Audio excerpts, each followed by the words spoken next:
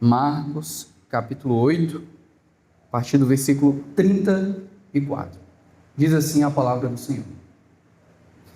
E, chamando a multidão com os discípulos, disse-lhes: Se alguém quiser vir após mim, negue-se a si mesmo, tome a sua cruz e siga-me. Pois quem quiser preservar a sua vida, irá perdê-la. Mas quem quiser perder a vida por causa de mim e do Evangelho, irá preservá-la. Pois que adianta ao homem ganhar o mundo inteiro e perder a sua vida? Ou o que daria o homem em troca da sua vida? Quando o Filho do Homem vier na glória do seu Pai com os santos anjos, ele também se envergonhará de quem se envergonhar de mim e das minhas palavras nesta geração adúltera e pecadora. Capítulo 9, versículo 1. Disse-lhe mais: Em verdade vos digo que, dentre os que estão aqui, há alguns que de modo algum provarão a morte, até que vejam o reino de Deus chegando com poder. Amém? Somente até aqui, irmãos. Vamos orar? Ó Pai Santo, nós te louvamos nessa manhã, Senhor. Te engrandecemos porque houve da tua parte verdadeiramente a abnegação. O apóstolo Paulo diz que o teu próprio filho não usurpou da posição que ele tinha de ser igual a Deus. Antes se esvaziou, se humilhou, assumindo forma de servo. E ele morreu por nós, morte de cruz. Ele foi obediente até o fim. Pelo qual ele também foi glorificado e exaltado. E hoje tem um nome que está acima de todo nome. E diante de quem todo joelho se dobrará e toda língua confessará que ele é o Senhor. Nos faz lembrar nessa manhã, ó Deus, que o teu Filho é a expressão do amor, e um amor que cobrou um perdão a pecadores no custo do sangue dele. Nos faz lembrar nessa manhã, Deus, e olhar para o crucificado e lembrarmos que somos discípulos dele. E que aqueles que o seguem devem também, da mesma forma, tomar a sua cruz, seguir seus passos, sentir a sua poeira no rosto. É a nossa oração nessa manhã, Deus. Nos dá poder, nos dá o teu Espírito para que as tuas palavras nessa manhã não fiquem somente no nosso ouvido, mas desçam ao íntimo do nosso coração, nos confrontando e nos consolando, em nome de Jesus. Amém.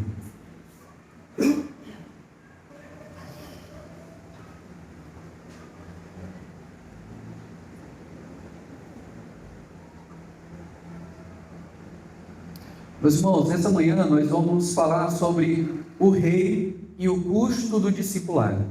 Aqui em Marcos, capítulo 8, versículo 34, até o capítulo 9, versículo 1, nós vamos meditar sobre isso.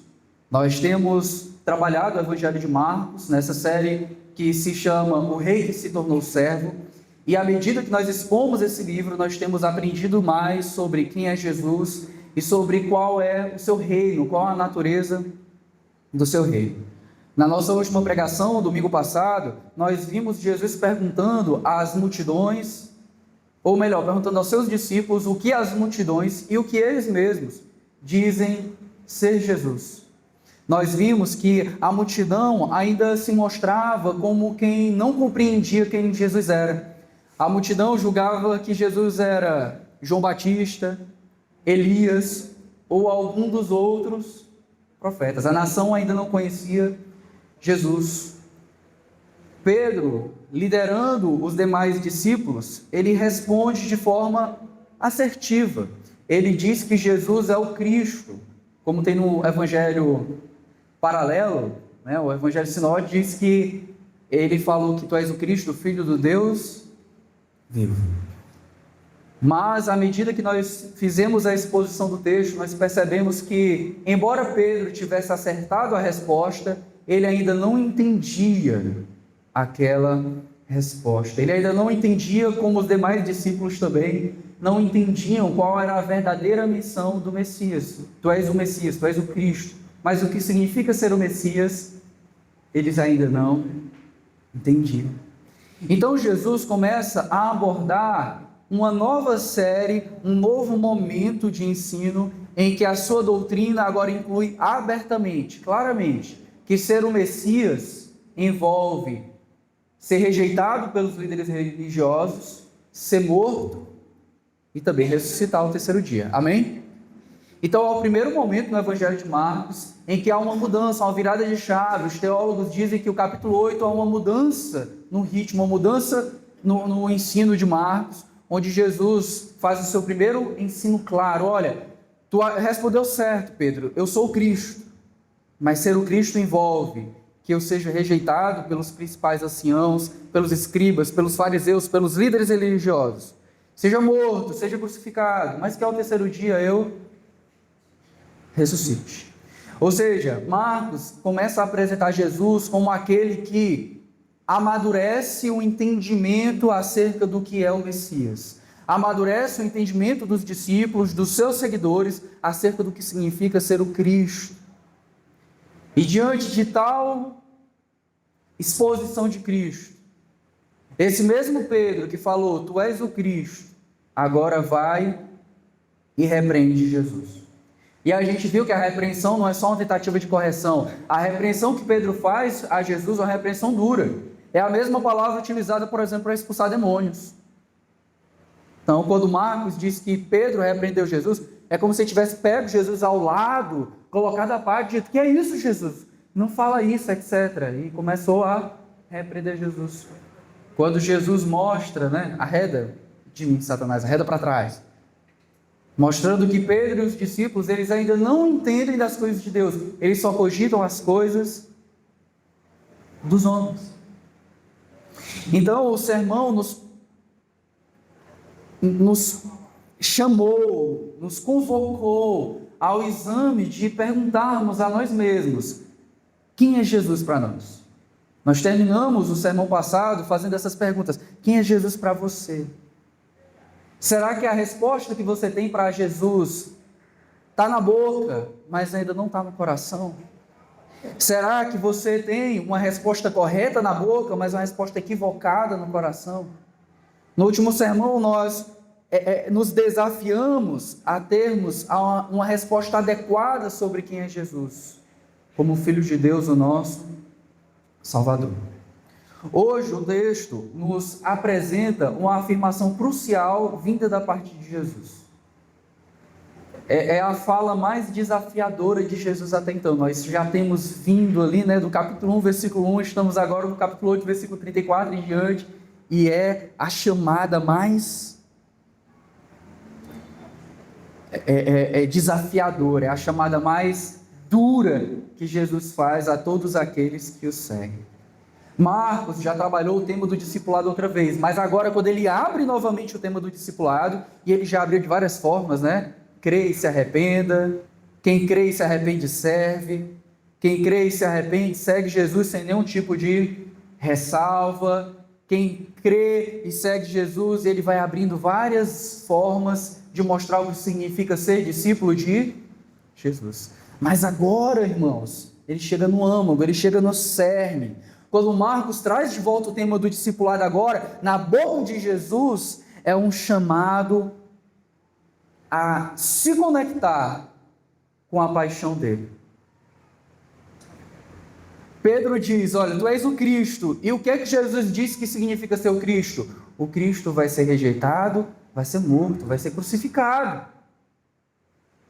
Ou seja, ser o Messias envolve cruz. E agora ele diz para os discípulos, ser discípulos envolve cruz também. Então o cerne hoje que Jesus traz para os discípulos, traz para as multidões e traz para nós, é isso. Aqueles que quiserem seguir a Jesus devem estar dispostos a morrer. Devem estar dispostos àquilo que os teólogos chamam de um discipulado radical. Discipulado radical não é ser crente e skatista. Discípulo radical, quer ser discípulo radical? É ser crente e surfista, crente e kitesurfista, crente e trilheiro, crente e motoqueiro, Discípulo radical é aquele que está disposto a morrer por Jesus. Então, meus irmãos, essas palavras desafiadoras de Jesus nos mostram o custo do discipulado. Jesus, ele apresenta um paradoxo de que, na lógica do reino de Deus, herdarão a vida eterna aqueles que abrem mão da sua vida terrena. E que isso vale a pena, amém? Que isso é o que mais vale a pena para nós. Ele também vai trazer uma advertência, dizendo que aquele que se envergonha dele, no dia que ele voltar, ele também vai se envergonhar deste. E ficam para nós perguntas para nós respondermos à medida que fazemos a exposição. Será que estamos hoje dispostos a seguir Jesus, não em nossos termos, mas nos termos dele? Porque desde o começo das Escrituras a gente vê gente que quer seguir Jesus conforme o seu próprio entendimento, e nunca deu certo. E o chamado de Jesus agora, olha, eu quero que vocês me sigam, e aquele que quiser me seguir, ele deve me seguir nos meus termos. Ele deve abrir mão das expectativas de conforto e de glória e me seguir. Será que estamos dispostos a isso? Uma outra pergunta que nós vamos ser desafiados a responder é: qual o verdadeiro significado de negar a si mesmo? Qual o verdadeiro significado de tomar a sua cruz? Principalmente no mundo que prega a autoafirmação, que prega a autodeterminação, a autoestima, o prazer. Hoje o texto vai nos desafiar a respondermos à pergunta sobre como nós enfrentamos então essa jornada que envolve sofrimento, dor, abnegação, perder a própria vida, enquanto buscamos a coroa de glória que a nós está reservada. Amém? Vamos então para o nosso texto. Nós vamos começar hoje pelo versículo 34, somente pelo primeiro versículo. Meus irmãos, Marcos, capítulo 8, do versículo 34 até o capítulo 9, versículo 1, nos mostra o coração do discipulado cristão. Nós temos aqui o próprio Cristo revelando a sua identidade e mostrando que a revelação da sua identidade exige um discipulado que abraça o sofrimento e a negação do eu. E a primeira parte de Jesus, o primeiro ponto que Jesus aponta é que ele tem condições radicais. É a negação e a cruz. Ele começa mostrando, portanto, que esse chamado que ele tem é um chamado universal. Diz aí o nosso versículo 34, que chamando a multidão e os discípulos. Jesus acabou de falar numa pregação passada somente com os discípulos, mas quando ele vai mostrar a natureza do custo de segui-lo, ele vai falar para todos aqueles que naquele momento estão com a aparência de disposição de segui-lo. Então ele chama as multidões, ele chama os discípulos e fala qual é o custo. As palavras de Jesus aqui vêm logo após ele repreender Pedro. E qual é a visão de Pedro sobre o Messias? É uma afirmação correta, mas uma compreensão equivocada. Tu és o Cristo, mas a visão dele é no aqui e o agora. Tu és o Cristo que vem agora destruir os romanos e nos libertar. Só que Jesus mostra, olha, envolve morrer e ressuscitar. E para vocês envolve negar a si mesmo e tomar a sua cruz. Esse primeiro ponto, meus irmãos, que Jesus destaca de que essa condição é uma condição universal, nos lembra que negar a si mesmo e tomar a sua cruz não é uma coisa para super santos. Sabe, aqueles versículos que muita gente lê e pula, porque não, isso aqui não serve para mim. Isso aqui é só para Abraão, isso aqui é só para Davi, isso aqui é para Maria, isso aqui não é para mim não. Jesus, ele chama os seus discípulos, ele chama a multidão, não é só para Pedro, é só para João. Ele chama os discípulos e chama a multidão. Se alguém quiser vir após mim, negue-se a si mesmo, tome sua cruz e siga. Há uma afirmação de caráter absoluto. Ninguém pode seguir Jesus, ninguém, se não tomando a sua cruz e se não negando-se a si mesmo. Por isso, meus queridos irmãos, ser discípulo de Jesus não é um hobby. Domingo de manhã é tão bem para a igreja. Acho tão legal lá o pequeno grupo. O pessoal come tão bem, né? Não é um adicional na sua vida, é a minha vida mais Cristo. Cristo é o plus da minha vida, é a cereja do bolo. É o bolo todo. E essa é uma condição universal para todos aqueles que querem seguir a Jesus. Se você pegar qualquer livro bom, né? Não é qualquer livro bom sobre discipulado, você vai ver que os escritores trazem esse texto como o ponto central do curso do discipulado. Todos aqueles que querem ser seguidores genuínos de Jesus abraçam essa afirmação de Jesus. Não somente os supercrentes, mas todos os crentes, amém? E aí Jesus mostra as condições. Olha que interessante. Aquele que quiser seguir, negue-se a si mesmo, tome sua cruz e siga. Nós temos duas palavras que encabeçam o texto: seguir-me e siga-me. Amém? Mas no centro de seguir a Jesus, no coração de seguir a Jesus, não só está apenas ir atrás dele, mas andar nos mesmos passos que ele. E ele é aquele que morreu. Então envolve que aqueles que seguem Jesus devem entender que segui-lo, do começo ao fim, envolve negar a si mesmo e tomar a sua cruz. Então Jesus começa com duas palavras-chave. A primeira dela é negue-se. Que ele quiser seguir após mim, tome a sua cruz e siga-me. Não. Se alguém quiser vir após mim, negue-se a si. Ainda bem que vocês estão com a Bíblia aberta aí, né? Então negue-se a si mesmo. Essa é a primeira condição fundamental. Negar a si mesmo não significa somente abrir mão dos luxos desse mundo. Eu nego a mim mesmo, então eu vou viver uma vida com menos luxo, eu vou ter um comportamento moral melhor, não vou beber, não vou fumar, eu vou ter um comportamento exemplar. Está para além disso, meus irmãos. Negar-se a si mesmo significa uma renúncia radical do ego, uma renúncia radical da vontade própria, uma renúncia radical dos desejos, das ambições que estão centradas em si mesmo. Veja que Jesus não diz assim, aquele que quiser seguir após mim, negue-se e tome sua cruz. Negue-se a si mesmo. As pessoas que leem esse texto a primeira vez pensam que Jesus está cometendo algum tipo de redundância. Como assim negue-se a si mesmo? Quem nega-se, nega-se a si mesmo. Não, meu bichinho. Você pode negar-se a beber, pode negar-se a ir para ali, pode negar-se a andar com fulano de tal, mas Jesus está dizendo que o centro disso não é algo externo, não é negar-se a fazer algo, não é negar-se a andar com alguém, é negar-se a si. É uma negação de si, é um destronamento, é destronar o próprio eu.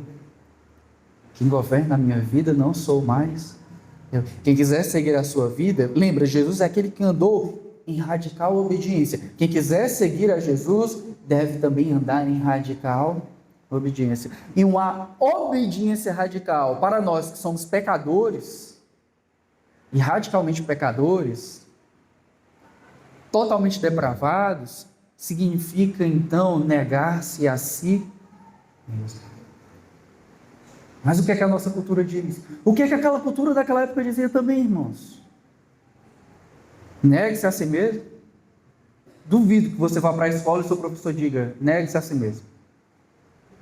Que você vá para a terapia e o psicólogo diga, negue-se a si mesmo.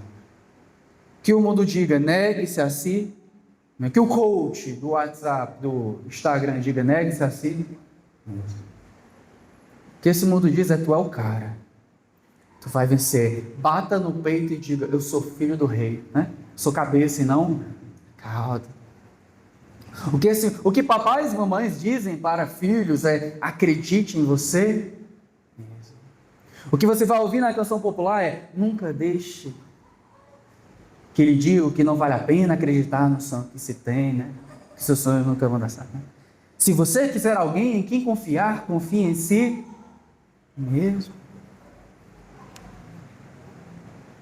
Aí Jesus ele chega para os seus discípulos na contramão de tudo e de todos e coloca como uma primeira condição: negue-se a si mesmo. Meus irmãos, é isso. Aquele que crê em Deus, ele tem que deixar de crer em si mesmo. Acredite em si mesmo. Ouça a voz do seu coração. Assinado Satanás.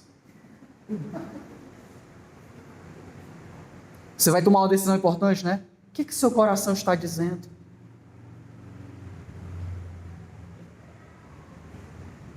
Deus chama Abraão e diz: olha, sai da tua terra, da tua parentela, eu vou te dar uma terra e os teus descendentes serão incontáveis. Mas Senhor, eu sou velho e o ventre da minha mulher é morto. É isso aí mesmo, Abraão. Já desistiu de ti? Já desistiu da esperança do ventre da tua mulher? Agora pode me seguir. Sempre foi assim, irmãos. Sempre foi. Seguir a Jesus, seguir a Deus, significa, em primeiro lugar, e sempre significou que nós devemos abandonar toda a confiança que nós temos em nós. E Jesus começa com isso. Abandone a última palavra sobre a sua vida. Abandone qualquer tentativa de se governar e se submeta completamente à vontade. Jesus continua: tome a sua cruz. Essa imagem aqui deve ter sido extremamente escandalosa para aquelas pessoas, meus irmãos, porque tomar a cruz naquela cultura, debaixo do Império Romano, significava ser tratado como um criminoso. Quem é que andava carregando uma cruz e quem é que era crucificado no Império Romano? Era bandido. Era alguém que não se submetia às regras do império, que não se submetia ao imperador, e essa pessoa, ela era digna, portanto, de carregar uma cruz, tomar uma cruz e ser crucificado. Jesus está dizendo: aquele que quiser seguir após mim, negue-se a si mesmo e tome a sua cruz. Quer me seguir? Pegue o seu instrumento de execução. Quer me seguir? Esteja disposto a caminhar na rua, recebendo tomate podre, gato morto, blusa do Corinthians, né? Como diz o pastor Augusto Nicodemus, né? Então, esteja disposto a receber sobre si tudo que não presta. Desculpa os corintianos, estou brincando, não estou se diminuindo não. Então, esteja disposto a todo tipo de sofrimento. Esteja disposto a morrer. Esteja disposto a ser tratado por esse mundo como o pior tipo de gente. O tipo de gente que alguém vai olhar e dizer assim: bandido bom é bandido morto, né? Então, seja esse tipo de pessoa. Assuma a possibilidade de morrer. Meus irmãos, esse convite para nós seria como se fosse: pegue a sua cadeira elétrica. Aquele que quiser seguir após mim, tome a sua injeção letal. Aquele que quiser seguir após mim, tome sua sentença de morte. Tomar a cruz não é somente, então, as provações cotidianas.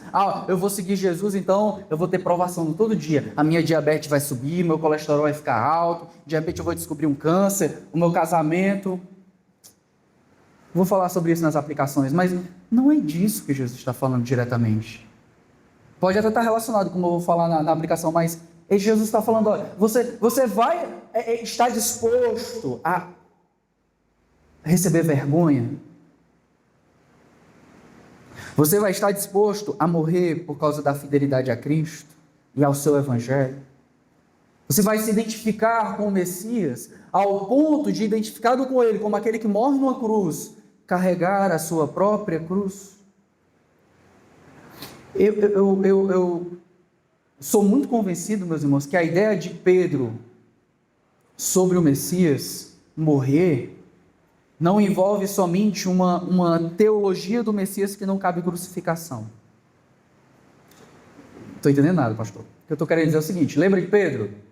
Olha, o Cristo, é necessário que eu seja rejeitado pelos principais anciãos, pelos sacerdotes, pelos líderes religiosos, seja morto.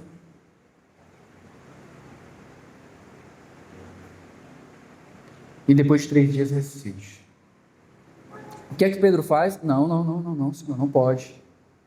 E eu acho que esse não pode não envolve somente a noção de que o Messias não sofre. Está entendendo? Faz parte. Eu acho que ele entendeu. Não, Senhor, tu não pode morrer. Porque o Messias, que eu acredito na minha teologia do Messias, não envolve o Messias que morre. Aí deixa eu incluir meu raciocínio. Porque se o Messias morre, os seus seguidores também morrem. Está entendendo? Senhor, eu não vou deixar tu morrer. Se for necessário, os homens para chegarem até ti têm que passar por cima do meu cadáver. Se eu quero morrer como herói e não como um seguidor daquele que foi assassinado. Pedro quer se colocar em primeiro lugar. Aí Jesus ouve a resposta dele, repreende ele, chama a multidão e diz: aquele que quiser me seguir, negue-se a si mesmo e tome a sua cruz. Os seguidores do Messias, portanto, são aqueles que entendem que o mundo não vai ter palmas para eles. Eu vou seguir Jesus. Muito bem. Você vai chegar no trabalho, né? Vão fazer a mesma comemoração como se você tivesse passado num concurso público. Né? Que no Brasil, se você abrir uma empresa, ninguém bate palma, mas você passar num concurso, né? Aí, show, agora segue Jesus, festa, traga um bolo. Dia de folga, Lucas. Dia de folga. Aceitou Jesus, né? Não é assim. Jesus está dizendo: vejam como o mundo vai me tratar. E calculem. No Evangelho paralelo, Jesus fala que aquele que segue deve fazer igual o homem que vai construir.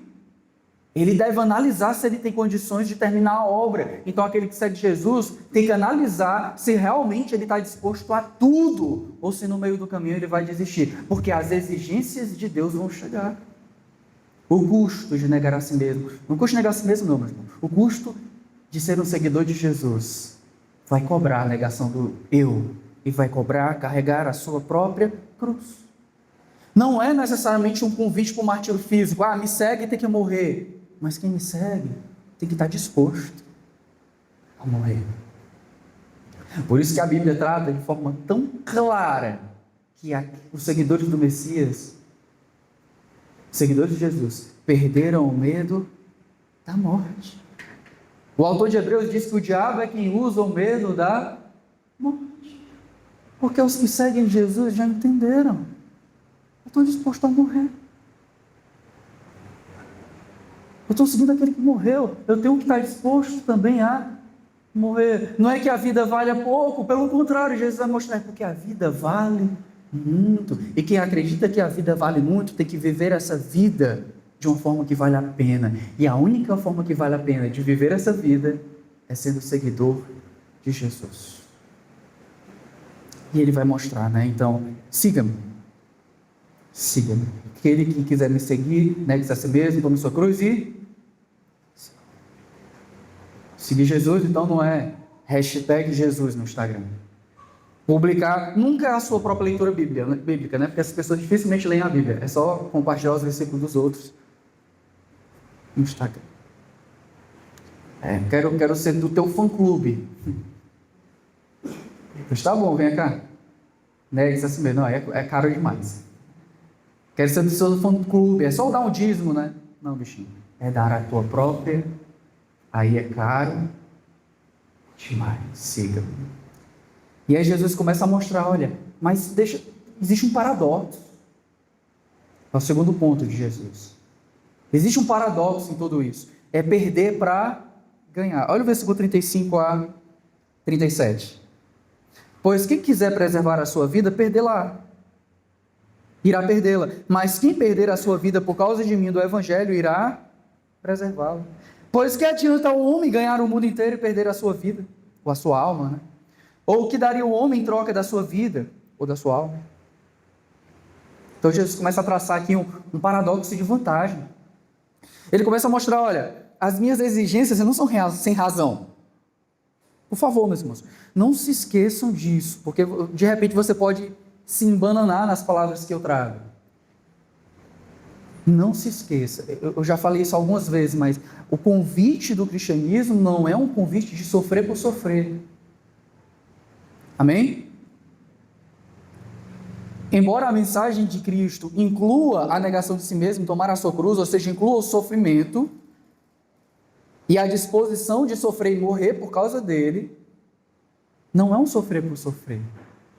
O convite de Jesus, pelo contrário, é uma porta de entrada, é encarar o sofrimento como uma porta de entrada para a glória que para nós está reservada. O John Piper fala muito sobre isso. Assista vídeos do John Piper, pregações do John Piper. Faça um bem para a sua alma, para a sua vida. Procure John Piper no YouTube. Assista. É que Deus tem prazeres maiores para nós do que a pornografia, do que o dinheiro, do que o luxo, do que mansões, do que milhões na conta. Ele tem o seu próprio filho. Aqui é o teste da fé. Só farão isso aqueles que têm fé. Aqueles que entendem que se juntar tudo o que o mundo oferece, até o mundo todo que Deus criou, e Ele disse que é muito bom, que todas essas coisas comparadas ao próprio Cristo, elas são insignificantes. A ponto de Cristo valer mais do que tudo. E por isso Cristo diz, olha, isso é vantajoso para vocês. Olhem essas coisas na forma do paradoxo que demonstra que me seguir perdendo tudo é ganhar tudo. É ganhar tudo. Que o princípio do reino é o princípio de que onde há perda, há ganho. Jesus começa dizendo, pois quem quiser preservar a sua vida irá perdê-la. Mas quem perder a sua vida por causa de mim e do Evangelho irá preservar. O que é preservar a sua vida? É o oposto de não tomar a sua cruz. Veja que Jesus sempre vai trabalhar com os opostos. Negue-se a si mesmo, tome a sua cruz. Aí ele começa, pois quem quiser preservar a sua vida. O que é preservar a sua vida? É não negar-se a si mesmo, é se colocar ainda no trono e não abraçar a própria cruz. Quem fizer isso, no final vai acontecer o quê? Vai perder a sua própria vida. Por outro lado, quem perder a sua vida, quem entregar a sua vida, quem sacrificar a sua vida, quem seguir a Jesus se submetendo a Ele, né? Porque tem muita gente que diz que Jesus é seu Salvador, mas não é o seu Senhor. Jesus salvou a sua alma, mas você não obedece aos seus mandamentos. Quem fizer isso por amor a Ele, do seu Evangelho, salvará a sua alma para a eternidade. Eu acho muito interessante, meus irmãos, que a perspectiva de Cristo é escatológica. Ele está trabalhando na perspectiva do porvir, na perspectiva da sua volta, do retorno, do reino de Deus consumado. Aquele que aqui se submeter a Ele, aquele que aqui segui-lo, vai ganhar a sua vida. E aquele que viver aqui como se não houvesse o porvir, vai perder a sua vida. Então, meus irmãos, só existe um caminho de satisfação plena, só existe um caminho de alegria plena, é negar-se a si mesmo e seguir a Jesus. O paradoxo da fé cristã é perder para ganhar. Só encontra a vida quem abre mão dos seus desejos egoístas. Tem um livro de um pastor chamado Tim Keller, Ego Transformado, é um livro bem pequenininho, é uma maravilha. Vai mostrar o tanto que nós nos amamos, ainda quando nós vivemos em autocomiseração, se diminuindo. Jesus está chamando você para ter um novo ego. Né? Um novo centro de existência, que não está mais em você, está nele. Está nele. E aí ele vai mostrar, olha, por que isso? Porque a vida tem grande valor. Ninguém pode redimir a sua alma, diz o Salmo. E Jesus vai falar aqui, por que o que adianta o homem ganhar o mundo inteiro e perder a sua alma? Ou o que daria o homem em troca da sua alma? Ou seja, me seguir tem um custo-benefício. Porque se você for seguir esse mundo e andar de acordo com suas próprias regras, tentando ganhar esse mundo, você vai perder tudo no final. Não sei se todo mundo aqui já foi para a praia, eu acho que sim, né? Já? Se não foi, você deve conhecer esse termo chamado castelos de areia. Se é moleque, criança, é mamãe, papai, né? Faz aquele trabalho hercúleo lá de construir castelo, etc. Ele vai durar algumas horas. Ou o vento, ou a força da maré vai destruir. E Jesus está dizendo: do que adianta o homem ganhar o mundo inteiro e perder a sua alma? Vai perder tudo no fim. Ou o que daria o homem em troca da sua alma? O homem não pode dar nada. Por isso que a condição de Jesus não é: quem quiser seguir após me dê algo de valor, dê o dízimo, dê tempo, dê ministério. Não é isso. É entregue a sua vida. Mas é a sua vida para ser salvo? Não, é a compreensão clara do que Paulo diz aos Filipenses: conquistar aquilo para o qual fui conquistado. É a compreensão que na cruz Jesus não compra possibilidade, Jesus compra a sua igreja. Se eu for comprado, a minha vida é dele. Eu posso negar, porque sou dele. Eu posso tomar a minha cruz, entregar a minha vida, porque a minha vida é dele. Aquele que quiser a segurança desse mundo, aquele que quiser o luxo desse mundo, os confortos desse mundo, a seguir o seu próprio coração, perdem tudo. E aí Jesus finaliza mostrando a seriedade da fidelidade. E depois a glória de segui-lo. Vamos pegar primeiro a seriedade da fidelidade. Jesus vai mostrar que é sério ao ponto de nós não nos envergonharmos dele. Olha o versículo 38. Quando o Filho do Homem vier na glória do seu Pai com os santos anjos, ele também se envergonhará daquele que se envergonhar de mim e das minhas palavras nessa geração adúltera e pecadora. Se você está acompanhando bem, o que significa se envergonhar de Jesus? Não negar-se a si mesmo, não tomar a sua cruz. O que significa se envergonhar de Jesus? Não é só ficar com a bochecha vermelha quando alguém me pergunta: tu é crente? Minha bochecha ficou vermelha. Eu disse que sou crente, me envergonhei de Jesus. Não negar-se a si mesmo, não tomar a sua cruz. Buscar ganhar o mundo inteiro. E quando aparecer diante de si a oportunidade de demonstrar vale mais a pena seguir Jesus do que aceitar os manjares do mundo, aquele que continua seguindo Jesus, esse não se envergonha de Jesus. Mas aquele que aceita, se envergonha dele. Aí Jesus está dizendo: aquele que se envergonhar de mim, na minha volta, com os santos anjos, eu vou me envergonhar, aí eu vou negá-lo. Aí a minha cruz não vai se aplicar a ele. Vou me envergonhar dele. Jesus mostra: aquele que quer seguir Jesus nessa geração adúltera e perversa, adúltera e pecaminosa, adúltera e pecadora, é nessa geração que você deve ser fiel. Não se envergonhar dele. Não é só a timidez, é a relutância ativa em desobedecer, em não se identificar com ele. Não pode se associar com ele. É por isso que você pode ter poder descido do céu, falar em línguas, profetizar, etc. E Jesus dizer: você vai curar, você vai expulsar demônios. E no final eu ainda posso dizer para você: afastai-vos de mim, malditos, porque eu nunca vos conheci. Porque você fez isso, mas nunca negou a si mesmo e nunca tomou a sua cruz. E aí Jesus mostra: então vale a pena? Será que vale a pena mesmo? Aí Jesus vai mostrar para aqueles discípulos que vale a pena. Porque o nosso próximo texto, não dos 2 próximos domingos, mas daqui a 3 domingos, Jesus vai fazer a transfiguração. Ele vai mostrá-lo glorioso. Mas no versículo 1, antes de fazer a transfiguração, olha o que ele vai dizer: que o reino, no reino de Deus vai experimentar a glória do reino, a ressurreição, aqueles que se submetem. Olha o que Jesus vai dizer. Disse-lhe mais: em verdade vos digo que dentre os que estão aqui, há alguns que de modo algum provarão a morte, até que vejam o reino de Deus chegando com poder. Então Jesus vai mostrar. Porque Pedro ele não viu, né, irmãos? Lembra de Pedro?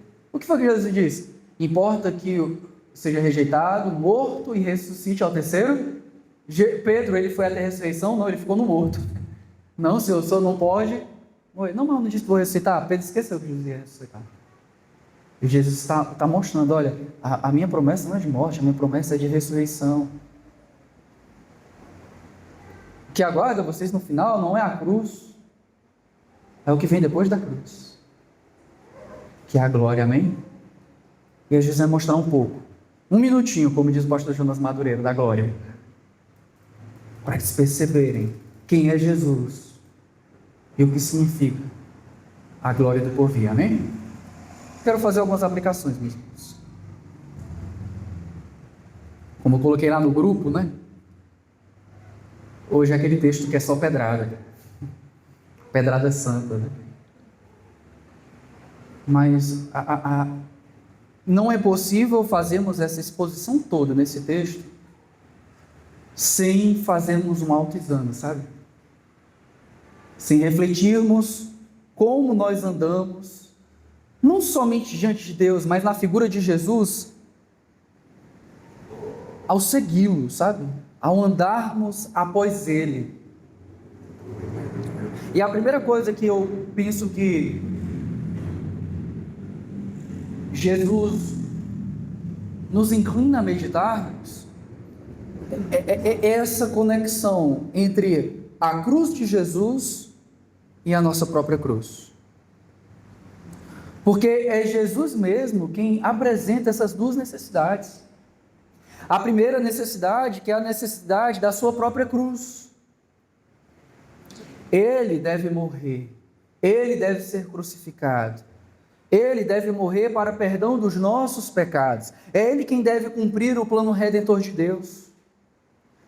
Como diz Isaías. Abre aí comigo, capítulo 53, versículos 5 e 6.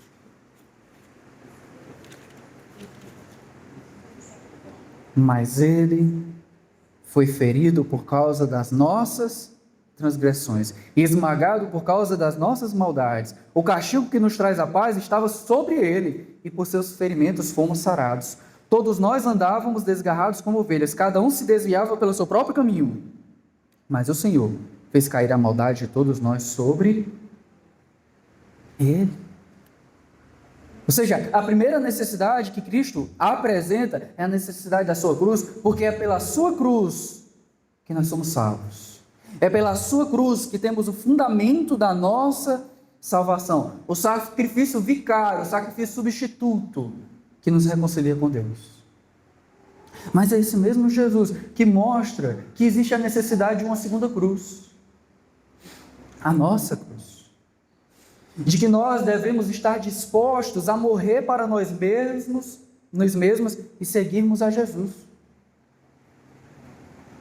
É Ele mesmo quem fala, meus irmãos, que aqueles que seguem o crucificado devem se identificar com o crucificado. Por isso que eu bato tanto na tecla de que esse negócio de venha para Cristo e pare de sofrer é uma balela, é uma mentira diabólica. Porque Jesus ele está dizendo, você, meu filho, você vai ter que abrir mão de si mesmo. Você vai ter que tomar a sua cruz. Você vai ter que se identificar comigo. Aqueles que seguem o crucificado vão trazer em si, na sua própria carne, as marcas da autonegação, as marcas do sofrer em nome de Jesus, as marcas do mostrar, não sou eu mais quem vive em mim, mas é Cristo. A vida que eu vivo agora no meu corpo não é mais a minha própria vida, é Cristo vivendo em mim. Sim, eu não quero fazer as minhas vontades, eu quero fazer a tua. Mas o ponto principal de Jesus é, se identifica com isso. Se identifica comigo. Essas cruzes não estão desconectadas. Aquele que segue a cruz do Cordeiro de Deus, anda também tomando a sua própria cruz. A gente está estudando Gálatas, e Paulo diz lá em Gálatas 2:20, já estou crucificado com Cristo. E vivo não mais eu, mas Cristo vive em mim. E a vida que agora vivo na carne, vivo na fé no Filho de Deus, o qual me amou e a si mesmo se entregou por mim. Olha a conexão. Tomar a sua cruz, portanto, é participar do sofrimento de Cristo, não para expiação, porque o sacrifício dele foi suficiente, mas na sua própria identificação com a sua morte e ressurreição. Romanos capítulo 6, versículo 5 a 8. Vamos ler, por favor.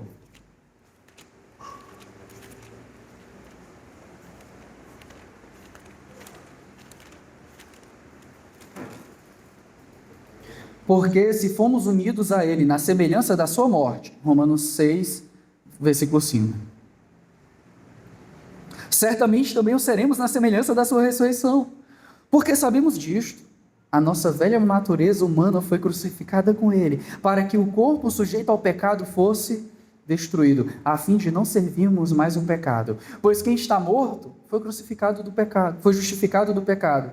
Se já morremos com Cristo, queremos que também viveremos com Ele. Ou seja, é abraçar a verdade que nós já morremos com Ele, mas com Ele nós também já vivemos e com Ele seremos ressuscitados. A nossa cruz, meus irmãos, é a resposta em fé e obediência à sua cruz. Um sinal visível de que pertencemos a eles e que estamos dispostos a seguir os seus passos. Não importa o custo. Então, crucificado. Os seguidores do crucificado. Amém? Dá para extrair uma segunda aplicação também, meus irmãos, que decorre desse texto, que é um cuidado que nós devemos ter em não banalizar o negar-se a si mesmo e eu tomar a minha cruz. Negar-se a si mesmo está para além de dizer não para as coisas. Eu não bebo, eu não fumo. Não é se negar a determinadas atitudes pontuais, mas é uma percepção absoluta da sua insuficiência. É uma percepção, uma confissão, uma experiência absoluta da sua insuficiência e da soberania de Cristo na sua vida. Negar-se a si mesmo, meus irmãos, não é nada menos do que ser governado por Cristo. Por isso que quem nega a si mesmo, meus irmãos, deixa as desculpas de lado. Não tem nada que apresente-se como desculpa. Eu assistindo a pregação do pastor lá de Aquiraz, o pastor da PIB de Aquiraz, ele dizendo assim: não tem desculpa que sobreviva ao negue-se a si mesmo, porque ou é uma coisa ou outra. Ah, Senhor, eu sigo o Senhor, mas eu não vou andar com a tua igreja, porque a tua igreja não sei o que, não sei o que. E daí? Ele ama a igreja. Você vai seguir Jesus nos seus termos ou nos meus? Ou nos dele, né? É negar-se a si mesmo, é deixar os seus gostos, as suas preferências, suas mesquinhez de lado, né? Suas mesquinharias, e seguir a Ele, ser governado por Ele. Ah, eu não faço isso porque o meu coração, eu não faço isso porque... Negue-se a si mesmo e seja governado por Ele. Ah, mas eu me anulo tanto. Quem fala isso? Né? Você já ouviu alguém? Ah, eu me anulo tanto em nome do meu casamento, eu me anulo tanto em nome dos meus filhos. Dê uma coroa para essa pessoa, dê logo um prêmio dele, dê o show do 1 milhão para ela. Porque Jesus não está falando dessa autoanulação que esconde amor próprio.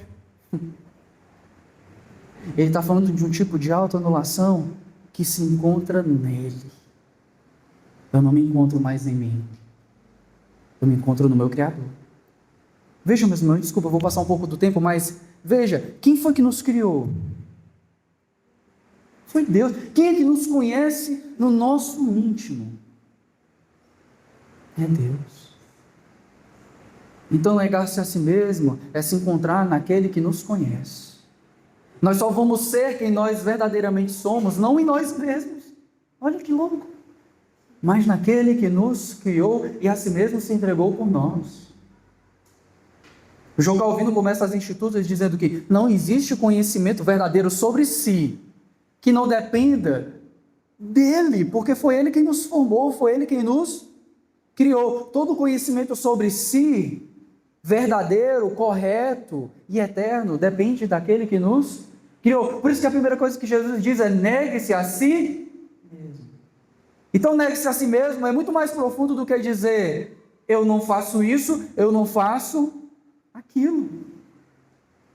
É que eu não sou mais quem eu era, eu não sou quem eu quero ser. Na verdade, eu quero ser igual a Cristo. Eu quero ver Deus formando em mim o caráter do seu Filho. Eu quero ver a velha natureza sendo morta e sobressaindo a nova natureza. Eu quero que o meu ego seja abafado e morto. Sabe, meus irmãos? É abrir mão da ilusão de ganhar o mundo inteiro. É deixar de lado quando alguém fala: creia mais em você. Você vai... Agora mudou um pouco, tá? Mas antigamente, quando eu me converti, era uma tristeza, irmãos. Deus me livrou de tanto nó. Um dos nós era porque eu gostava de ler. Quando eu me converti, eu gostei mais ainda de ler. E aí, quando eu me converti gostando de ler, eu fui para a livraria. Quando eu cheguei na livraria, livros religiosos, livros evangélicos, aí só tinha autoestima, autoestima, autoestima, autoestima, autoestima, autoestima, autoestima, autoestima. Que diabo é isso? É a demonstração de que muitos dos seguidores de Jesus ainda não entenderam que para verdadeiramente seguir a Jesus, você precisa abandonar o eu e se encontrar nele. Jesus é quem disse: em mim nada podereis fazer. Tomar a sua cruz, então, não é só uma provação pessoal incômoda, agora indo para a cruz, né? A gente está falando para não banalizar o negar-se a si mesmo, não banalizar o tomar a sua cruz. Então, tomar a sua cruz não é apenas uma provação pessoal incômoda. O Senhor me deu minha cruz, o câncer é minha cruz, o meu esposo é minha cruz, minha esposa é minha cruz, né? Meu casamento é minha cruz, meus filhos são minha cruz, tal situação é a cruz. Não é a situação, não é a coisa. Não é a provação. O tomar a sua cruz é a disposição de ser fiel até o fim. É que na doença você vai continuar fiel até o fim. É que na crise do casamento você vai ser fiel a Jesus até o fim. É que quando as coisas parecerem sem mudança, sem transformação, você vai continuar fiel até o fim. O tomar a sua cruz não é a situação. O tomar a sua cruz é ser fiel, custe o que custar. É estar disposto a morrer para as ambições do mundo, morrer para os confortos do mundo, morrer para as aprovações desse mundo e estar disposto a viver de uma forma que Cristo seja visto em você. É viver, meus irmãos, de uma forma em que no trabalho, ou na sala de aula, ou no quartel, ou em casa, na família, você seja visto como uma aberração. Porque você segue Jesus. Sabe, meus irmãos? Não é? Casais jovens. Fala de pureza sexual para tu ver. Que retrógrado. Fala pro teu amigo que está lá no TikTok vendo coisas de mulher. Diz para ele que isso é pornografia e que isso é adultério. Legalista. Fala para qualquer pessoa que tu dá 10% no mínimo da tua renda para o reino de Deus, porque tudo que tu tem é dele. Você não vai te chamar de doido. Por isso, quando Jesus diz tomar a sua cruz, ele tá te dizendo: ó, tu vais seguir o caminho que eu segui. Eu, na minha plena obediência, trouxe sobre mim plena rejeição.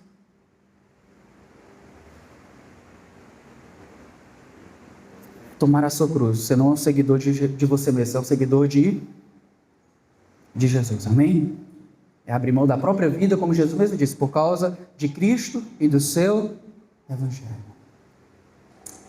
Meus irmãos, o terceiro ponto é que ser cristianizado não é o mesmo que se tornar um discípulo de Jesus. A advertência de Jesus é forte, né? Você pode ter uma agenda conservadora, você pode ter uma agenda de direita, você pode votar em não sei quem, não sei quem, não sei quem, você pode ter uma moralidade impecável aos olhos do mundo, mas se você não negar a si mesmo e não tomar a sua cruz, você não pode ser discípulo de Jesus. Você pode ser red pill, pode escolher uma esposa que nunca deitou com outro homem, você pode ser uma pessoa que paga os seus impostos, que usa a bandeira do Brasil, que vota em não sei quem, que diz pátria, família, Deus acima de tudo, mas se você não nega a si mesmo e não toma a sua cruz, você não é um discípulo de Jesus. Você pode colocar uma fina camada de piedade sobre a sua própria vida, mas se você não negar a si mesmo e tomar a sua cruz, você não pode ser discípulo de Jesus. Você pode ir para muitas igrejas aí e ouvir um evangelho sobre vitória emocional, sobre vitória material, sobre vitória familiar. Você pode ser ungido como o cabeça da família, não sei o quê, mas se você não nega a si mesmo e não toma a sua cruz, você não é um seguidor de Jesus. Você pode experimentar os dons espirituais, falar em línguas, falar em profecias, você pode ver a manifestação do poder de Deus, mas se você não nega a si mesmo e não toma a sua cruz, você não é um seguidor de Jesus. A única condição que Jesus coloca aqui é isso, que é a expressão de fé, a expressão daquele que fala com a boca e crê no coração, é que ele nega a si mesmo, toma a sua cruz. Jesus mesmo disse, né? Nem todo aquele que me diz Senhor, Senhor, entrará no reino de Deus, mas aquele que faz a vontade do meu Pai que está no céu. Então lhes direi abertamente, nunca vos conheci, apartai-vos de mim, malditos, vós que praticais a iniquidade. Então o que é que me faz seguir Jesus? Eu tenho 40 anos de igreja, eu ajudei, quando plantaram a igreja eu botei a Bíblia, né? O pessoal enterrava a Bíblia, né, antigamente, para fazer a igreja, mas se você não nega-se a si mesmo, e não toma a sua cruz, você não é discípulo de Jesus. Uma quinta e última aplicação, meus irmãos, é que caminhar no discipulado com Jesus é uma marcha tanto para a morte como para a vida. O discipulado ele não é um passeio agradável. Uma vez C.S. Lewis ele falou assim, se você quiser algo confortável, não venha para Cristo, abra uma garrafa de vinho e beba. Porque seguir a Jesus não é como um belo passeio no parque. Não é uma vida sem desafios. Jesus ele fala. Do que adianta ao homem ganhar o mundo inteiro e perder a sua vida? É uma marcha tanto para a morte, uma morte para o eu, uma morte do eu, como uma marcha para a vida eterna. Uma vida em Cristo, uma vida com Deus Pai. Não é um passeio, mas é um sacrifício vivo, porque nós não pertencemos a nós mesmos. Nós fomos comprados por um alto preço. Eu quero encerrar, meus irmãos, fazendo alguma memória de alguns textos, para a gente guardar isso no coração. Olha 1 Coríntios comigo, capítulo 6. Versículo 19 e 20. Ou não sabeis que o vosso corpo é santuário do Espírito Santo, que habita em vós, o qual tendes da parte de Deus, e que não sois de vós mesmos, pois fostes comprados por preço, por isso glorificai a Deus em vosso corpo. Jesus diz, no outro texto, que é segui-lo, negando a si mesmo, tomando sua cruz, dia após dia. Por isso, meus irmãos, aqueles que negam a si mesmo, aqueles que tomam a sua cruz, andam para a verdadeira vida no dia a dia. Olha, vamos voltar um pouquinho aqui em Romanos, capítulo 12. Esse texto é muito instrutivo para nós. Porque tem gente que tem uma fé só espiritualizada, que eu quero dizer assim, ela não tem tato na realidade, sabe? É uma fé só, e essa fé engana, porque ela é só, não é nem legalista, é espiritualista, eu quero dizer assim, sabe? É só um negócio meio florido, Mas o que Paulo diz aqui no Romanos capítulo 12? Portanto, irmãos, exorto-vos pelas compaixões de Deus, que apresenteis o vosso corpo como sacrifício vivo, santo e agradável a Deus, que é o vosso culto racional. E não vos amoldeis ao esquema deste mundo, mas sejam transformados pela renovação da vossa mente, para que experimenteis qual seja a boa, agradável e perfeita vontade de Deus. Essa marcha é árdua, é dura, e ela não é sem esperança. Ela combina para a promessa que Jesus dá aqui em Marcos. De que, em verdade, vos digo, dos que estão aqui, alguns há que não provarão a morte até que tenha chegado o reino de Deus com poder. Essa é a nossa grande consolação, meus irmãos, que aqueles que seguem Cristo, tomando a sua cruz, sentindo a sua poeira nos seus rostos, são aqueles que, consolados e motivados também pela sua cruz e ressurreição, experimentaram com Ele a glória. Meus irmãos, eu quero terminar com um retumbante: vale a pena. Sabe, eu não quero que você saia desse culto pensando, vale a pena mesmo? Vale! Não seja louco de negar aquilo que Cristo está te apresentando como a única coisa que realmente vale a pena nessa vida. Que não é o negar-se por negar-se, não é o tomar a sua cruz por tomar a sua cruz, é abraçar Jesus e todo o seu amor eterno, toda a sua graça incomparável, toda a sua consolação, todo o seu poder, toda a sua glória. É que vale a pena, meus irmãos, é isso.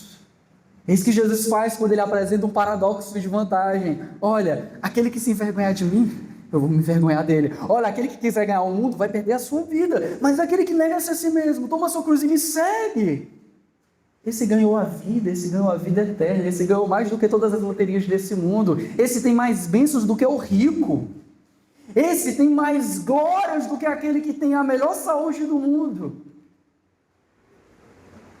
Sabe, uma vez eu li um diário, depois procurei, diário de David Brainerd, um missionário entre os indígenas lá nos Estados Unidos, e o cara morreu jovem. Ele morreu, eu acho que com a idade que eu li na época, eu não me lembro com quantos anos ele morreu agora, mas ele morreu bem jovem. E esse livro se tornou tão conhecido, principalmente entre jovens, mas vale para todo mundo, porque o cara viveu pouco, mas viveu uma vida que vale a pena. Por quê? Porque foi gloriosa, não porque ele se rendeu totalmente a Jesus. Vale a pena, irmãos. Tem gente que quer viver até os 120 anos, para quê? A pergunta de Jesus é isso. Só vale a pena se for desse jeito aqui. Eu não lembro.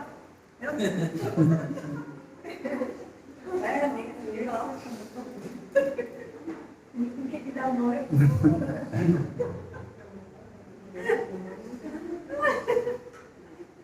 Essa marcha é a marcha de Jesus, irmãos. A cruz que nos leva à coroa da glória. A cruz, a coroa da vitória que para mim está reservada, diz Paulo. A coroa de glória que diz Pedro. É isso que nos espera no final, é isso que nos aguarda. A morte que nos leva à vida. A certeza da ressurreição. Porque para mim o morrer é lucro e o viver é Cristo. Amém? Vamos ficar em pé, vamos orar.